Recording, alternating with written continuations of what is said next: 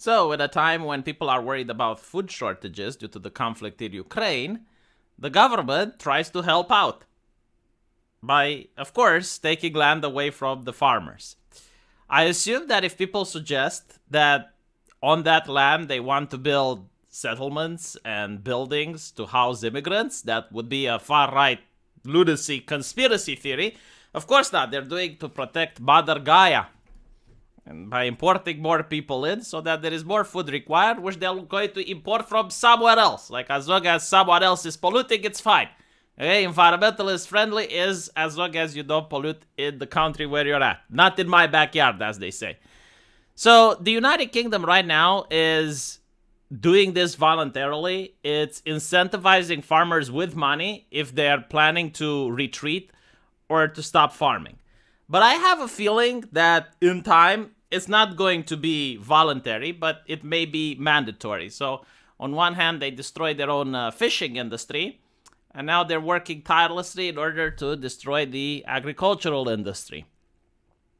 Farmers in England who wish to leave the industry can now apply for the new lump sum exit scheme, which will provide a payment so they can exit the sector in a managed way. Right? So this is what the government wants. Take into account. When the government doesn't want something, it taxes. When the government wants something, it incentivizes. So the government wants the farmers to leave England in a managed way. In return, farmers will be expected to either rent or sell their land to surrender their tenancy in order to create opportunities for new entrants and corporations wishing to expand their business. The scheme, which opens for applications today until 30 September 2022, follows a public consultation and builds on evidence that some farmers would like to retire or leave the industry, but have found it difficult to do so for financial reasons. What?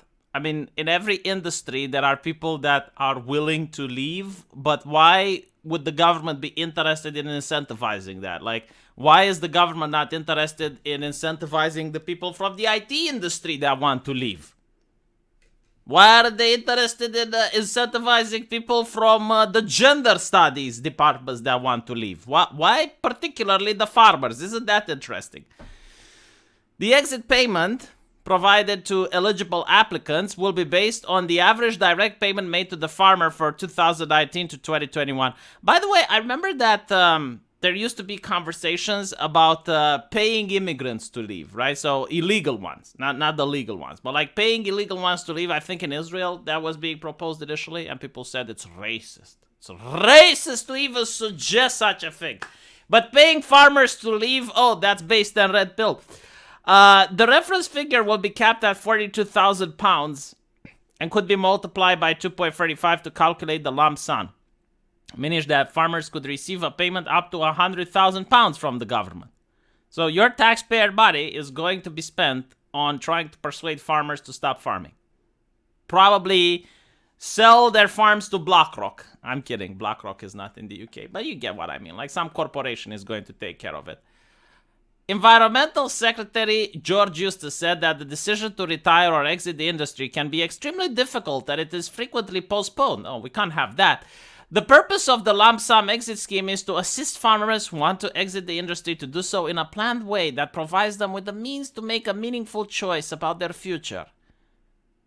The scheme also free up land for new entrants to farming and new corporations. Yes. By the way, like, you know, farmers could literally rent their land to the new entrants in farming. Like, there are old people here which do not have the strength to plow their fields anymore. So you can just rent your field to someone else. Like, this is such bullshit reason. I genuinely, like, do not believe them for a second.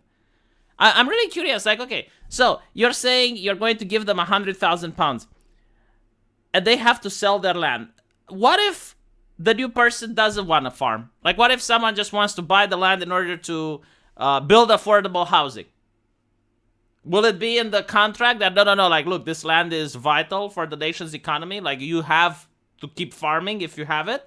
Because if not, then all of this is bullshit. And again, it's the environment secretary, right? The environment secretary. It's not the planning secretary or the agricultural secretary.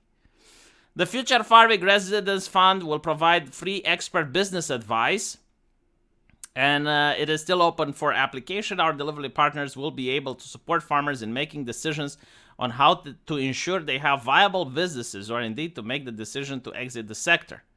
A further phase of support will be launched in late September. Yeah, I do expect that it's voluntary now, but it's going to be a little bit more constraining in the future. You know, more regulations forbidding people from farming certain things or using other substances or whatever, making it very difficult to farm, so that, you know, the farmers are given the opportunity between, like the mafia used to say, do you want lead or silver? I mean, do you want punishment or do you want reward? It is very concerning, especially due to the fact that this is the conservative government that's doing it. You know, this is the government that is supposed to protect the little people, the working class, the average worker, and the way they think to protect them, it's like, okay, well, we'll pay you to stop farming. Just sell your land and do something else. Now, it would be interesting to see the statistics. It would be interesting to see how many people are going to take this deal. And who's going to buy the land and what they're going to do with it. Again, I predict that there's going to be some affordable housing built on that plot of land. But hopefully I'm wrong. It is not nice to see a nation being, especially like the United Kingdom, an island nation that has access to fish and an entire chain of trade, to be dependent on international supply chains, especially after the pandemic. Like, thinking logically, you'd think most people would be afraid of putting so much emphasis on international supply chains and being so dependent on other nations for food. But we live in progressive times, and progressive time require progressive solutions. I am really curious, though, when are the bug farms going to be built, and when are the politicians going to eat some of them?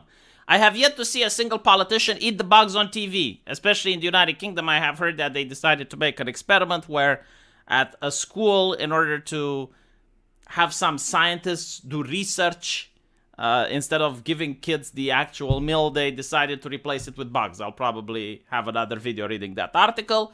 So yes, like the children were very proper to use for this level of food experimentation, but I would be curious, like, when will the politicians, you know, maybe when they go pottying, they're also going to enjoy some of the bug delicacies. Wouldn't that be great? Let me know what you guys think, and as usual, if you like this video, give it a thumbs up, and if you like this video more than you should, then please consider giving it a super thanks or subscribing to my subscribe card. Which very few people are doing now. And they don't want buyer's remorse. But if you do subscribe, I'll give you buyer's remorse. I promise. I'll see you there. Take care.